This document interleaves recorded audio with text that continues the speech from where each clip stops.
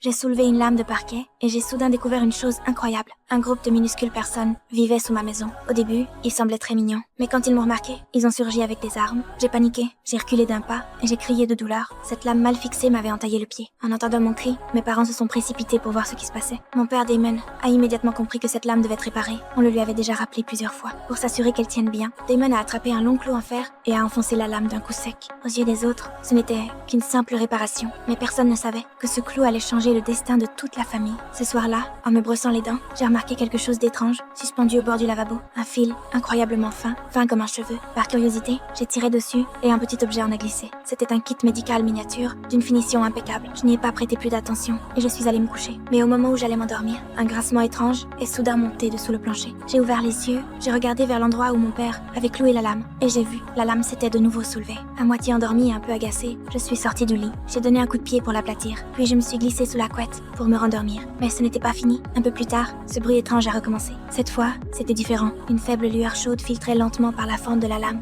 Je me suis réveillée d'un coup. J'ai retenu mon souffle. Je me suis levée avec précaution et j'ai marché sur la pointe des pieds vers le plancher lumineux. Je me suis accroupie, j'ai tendu la main vers le bord de la lame. Puis, avec une extrême prudence, je l'ai soulevée petit à petit